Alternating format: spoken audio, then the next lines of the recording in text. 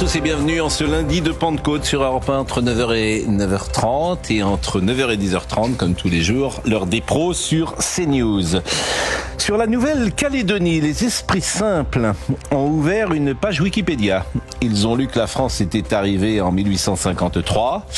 Ils ne sont pas allés plus loin que la première ligne. Ils ont décrété que la Nouvelle-Calédonie était en 2024 une colonie française, qu'une guerre d'indépendance avait commencé, que les Caldoches étaient des pieds noirs et que la France devait se retirer comme elle a quitté l'Algérie en 1962. Quand ils sont à Paris, les esprits simples, mais aussi la gauche intellectuelle, expliquent que la créolisation est l'alpha et l'oméga d'une société, que l'identité française n'existe pas, que la France c'est une terre d'immigration depuis Clovis, etc. Toutes ces fariboles pour contester qu'un Français ne soit pas un Allemand ou un Américain. Quand ils sont à Nouméa, les mêmes revendiquent que les Kanaks restent attachés à leurs racines, à leur culture, à leur mythe. Je lis ici in extenso le communiqué de Christiane Taubira, qui est tout sauf un esprit simple, icône de la gauche antiraciste en métropole, mais partisane du « on est chez nous » quand elle évoque la Guyane ou la Nouvelle-Calédonie. La grille décoloniale est appliquée sans nuance pour expliquer les exactions commises sur le Caillou à 20 000 km de Paris. C'est court, mais surtout c'est faux. Nous ne sommes pas en 1962. 3 référendums ont eu lieu. Les indépendantistes ont perdu 3 fois. La Nouvelle-Calédonie est française. N'en déplaise aux esprits simples et parfois aussi aux idiots utiles du système. Il est 9h01 et est avec nous aujourd'hui Augustin Donadieu. 9h, 9h30, l'heure des pros sur CNews et Europe 1.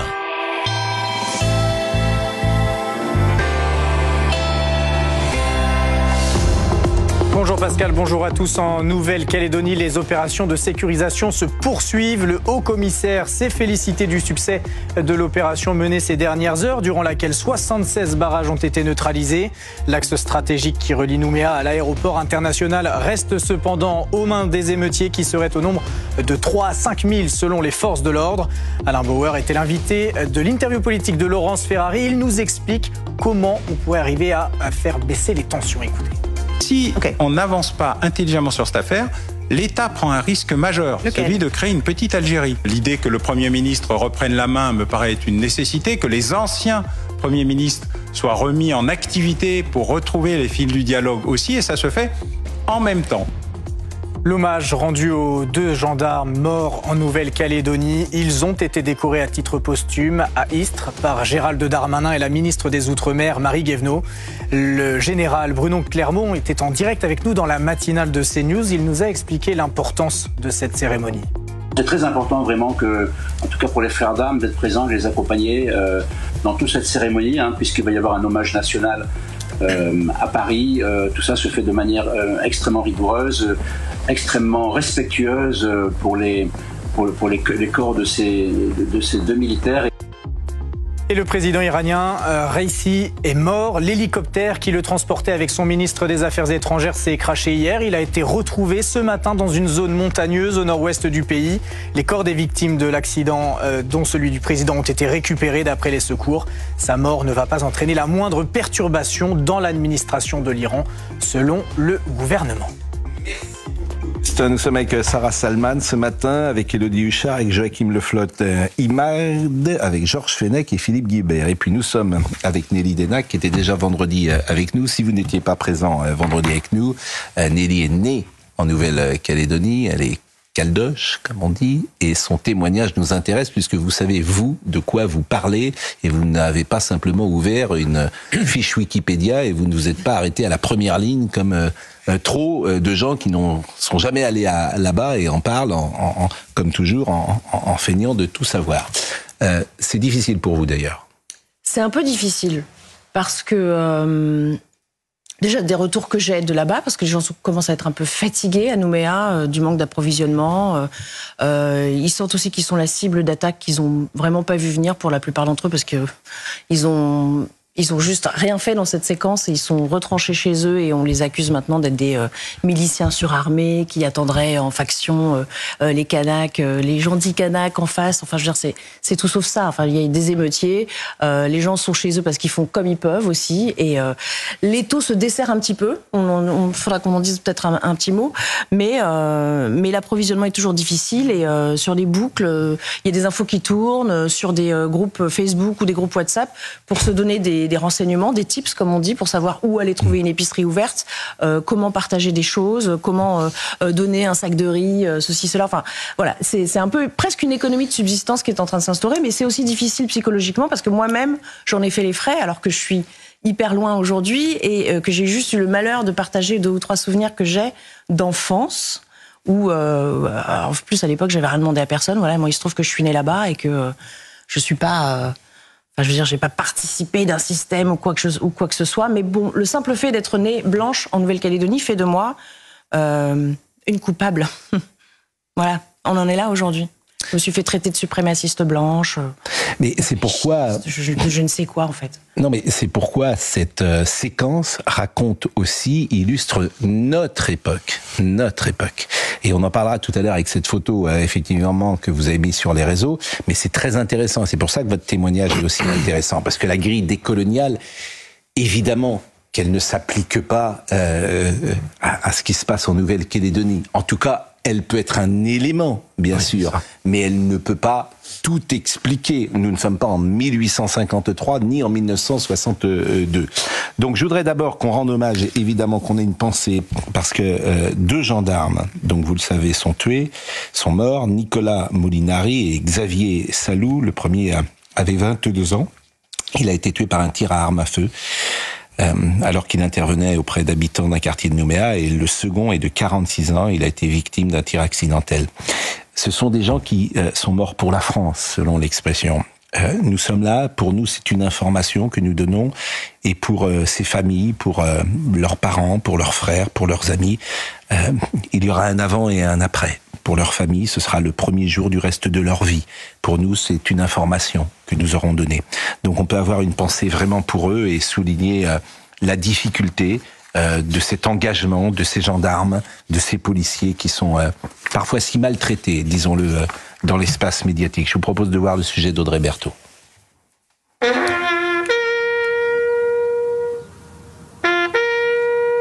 Un premier hommage à Nicolas Molinari et Xavier Salou s'est tenu ce matin. L'avion transportant les dépouilles des 2 gendarmes tués en Nouvelle-Calédonie a atterri vers 6h30. Le ministre de l'Intérieur et la ministre déléguée chargée des Outre-mer ont présidé la cérémonie. L'hommage a eu lieu sur la base aérienne d'Istres.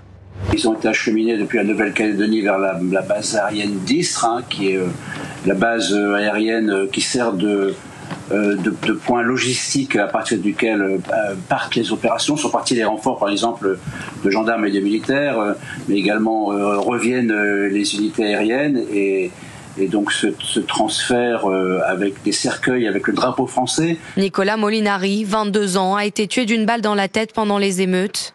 Son collègue Xavier Salou, 46 ans, a été victime d'un tir accidentel d'un de ses collègues. Les familles des 2 gendarmes étaient présentes ce matin.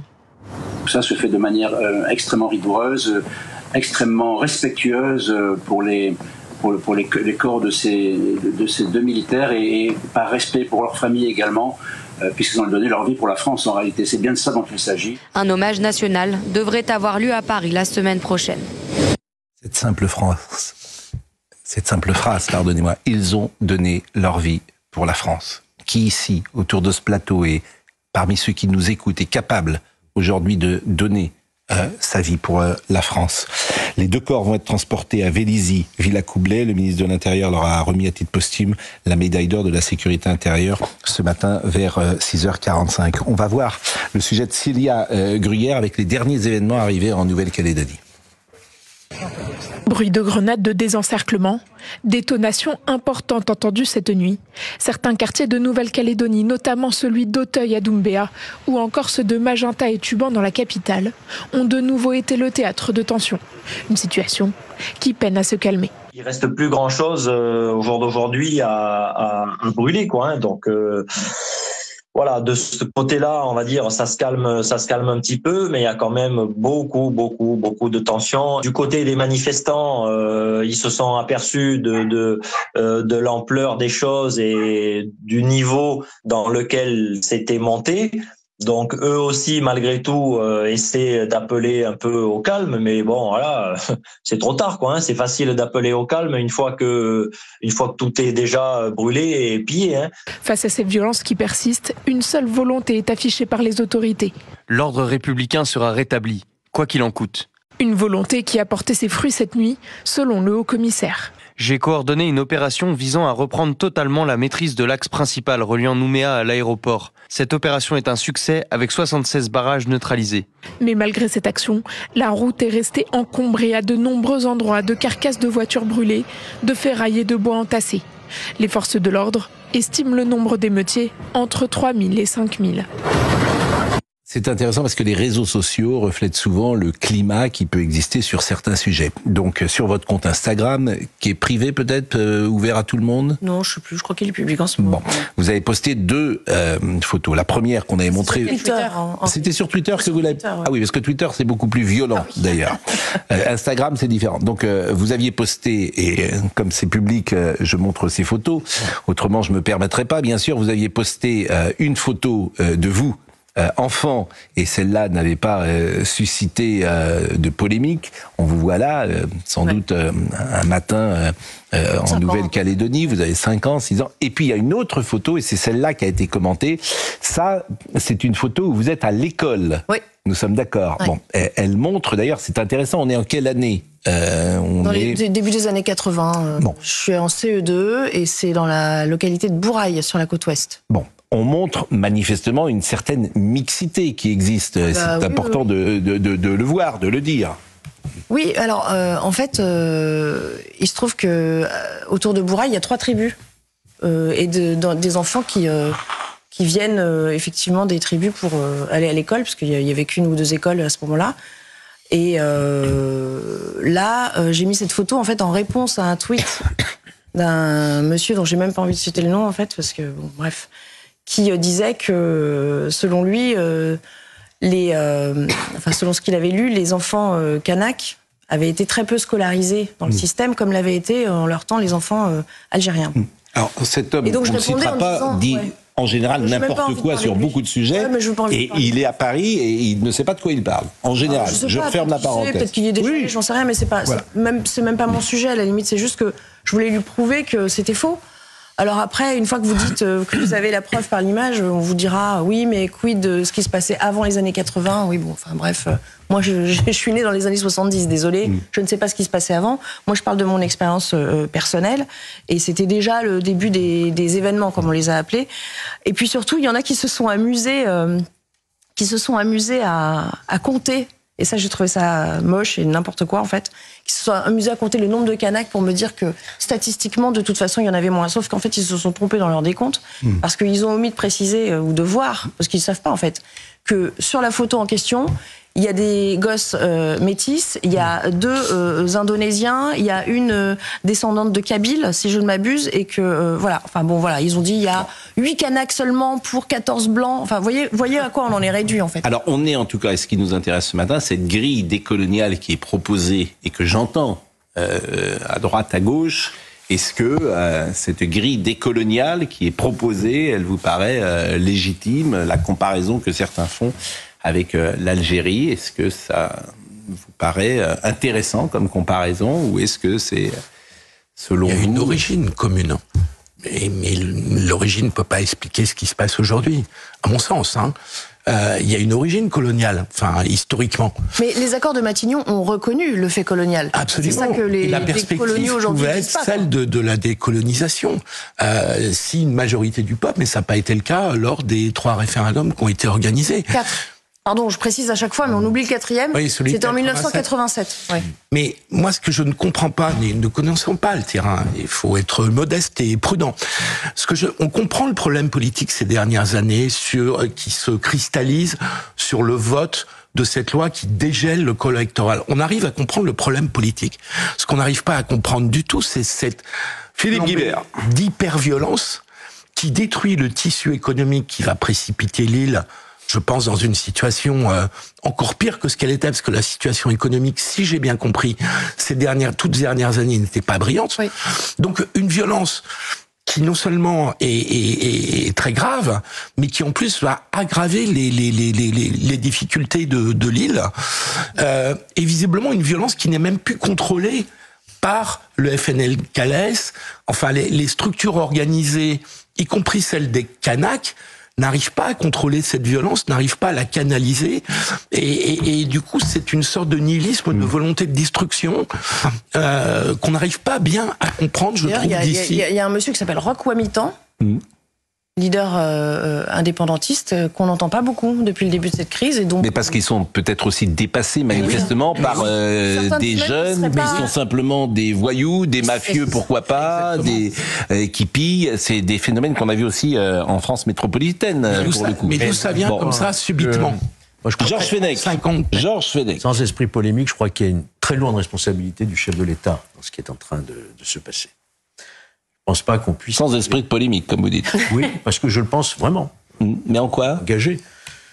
On ne règle pas un problème politique de cette complexité-là uniquement avec du maintien de l'ordre et de la répression. C'est pas possible. Vous n'allez pas maintenir des compagnies de CRS ad vitam aeternam sur le caillou. Vous voulez faire quoi? Donc, je pense que l'esprit même des accords qu'on évoquait tout à l'heure, qui parlait de décolonisation, mais aussi de souveraineté associée. Oui. On allait vers ce processus. Oui. Tout à coup, qu'est-ce qui s'est passé pour que tout cela soit jeté à la poubelle de cette façon-là et que ça a provoqué cette flambée de violence? Je pense qu'il y a eu une très mauvaise gestion. On ne passe pas en force sur ces questions-là. Il faut retrouver... Et je pense que le président de la République n'a plus les cartes en main, en réalité. Et qu'il serait peut-être bon de désigner, comme on l'avait fait à l'époque avec Edgar Pisani. Non, mais qu'est-ce que vous reprochez exactement au président de la République? C'est-à-dire qu'il n'aurait pas dû... Il n'aurait pas dû initier le changement de loi, selon vous? Oui, je pense qu'il ne fallait pas le faire. Ah bon, pourquoi? Une très mauvaise gestion. Et pourquoi? C'était pas le moment. Pourquoi? Parce que les discussions n'étaient pas abouties. Mais c'est jamais... Parce qu'il y a eu Non, mais attendez, ça faisait 40 ans qu'on avançait pas à pas. Si vous me permettez, moi je pense que la responsabilité, elle peut exister, et vous avez sans doute raison, mais pas là où vous le dites. C'est-à-dire que il faut anticiper. Voilà. C'est-à-dire que quand tu fais ça, tu sécurises le territoire là-bas. Non, ça marche pas. Mais si, c'est ce qui s'est passé pour le référendum. Un problème politique aujourd'hui en 2024. C'est ce qui s'est passé pour le référendum. Dans ce territoire, vous ne le réglez pas à coup de répression. Non, mais il faut rétablir l'ordre. C'est pas répression. Georges a raison. C'est pas répression, c'est sécuriser. Non, mais c'est sécuriser. Là, c'est des jeunes voyous. Il y a beaucoup de jeunes voyous. Au-delà des indépendantistes, que dit Nelly est intéressant. Au-delà des jeunes. Il y a de tout, en fait. Oui, il y a de tout. Mais il eût fallu penser peut-être que ce qui se passait à Paris aurait des répercussions là-bas. Simplement, comme il y a les Jeux Olympiques qui arrivent, t'as envoyé personne, peut-être que tu n'y as pas pensé non plus, et il y a un côté, pardonnez-moi, amateurisme là-dedans. Oui. Et c'est ce qu'on peut reprocher à ce gouvernement, souvent dans beaucoup de domaines, et à cette gestion politique. C'est de l'amateurisme. Alors, même jamais allés en Nouvelle-Calédonie, ne peuvent pas comprendre le particularisme des Calédoniens. Oui. Ce que représente la coutume, le droit coutumier, le Sénat coutumier. On ne décide pas comme on décide à Paris, quoi. Je suis d'accord avec vous. Alors, il y a des questions. Moi, j'ai pas la réponse, Nelly. Pourquoi, à La Réunion, ça se passe globalement bien depuis des années et que la mixité s'est mise en place, et pourquoi la Nouvelle-Calédonie a toujours été plus frondeuse? Moi, j'ai pas la réponse. Il y a un risque de contagion, là, pour les autres territoires et départements d'outre-mer. Vous avez vu ce qui se passe en Martinique. Vous avez vu les propos aussi de Madame Taubira. Oui, Guyane. Bien sûr, mais attention. Vous savez qu'en Guyane, en Guyane, il y a 40% des gens qui sont en dessous du seuil de pauvreté. Comment voulez-vous que ça n'explose pas un jour? Vous êtes allé en Guyane? Vous avez vu les infrastructures là-bas? Oui. Rien n'a été fait depuis des années. La métropole, effectivement, c'est pour ça que je vous dis qu'il y a un risque de contagion. Donc vous avez parfaitement raison. Il se trouve que par le foot, on voyage un peu. Donc on voit ce qui se passe. 40% des gens, je crois, en dessous du seuil de pauvreté en Guyane. Comment voulez-vous que les gens ne se révoltent pas un moment? Et ce que vous dites est vrai dans les autres départements d'outre-mer. Oui. Non mais là où je peux vous rejoindre, Georges, c'est sur le fait que des personnalités de tous bords politiques avaient alerté sur la méthode et sur le calendrier qui n'était pas bonne. Des gens aussi différents que Jean-Marc Ayrault, Manuel Valls, Édouard Philippe, même Marine Le Pen qui en avait parlé à Darmanin il y a un mois. Donc il y a une erreur sur ça. Maintenant, pour certains, c'est jamais le bon moment de régler la situation et ça fait 40 ans qu'on fait passer des compromissions sous couvert de compromis. Et au bout d'un moment, on peut pas céder sur les principes républicains. Enfin, le fondement de la République, c'est l'unité de la loi. Et c'est le fait que la citoyenneté est corrélée avec la nationalité.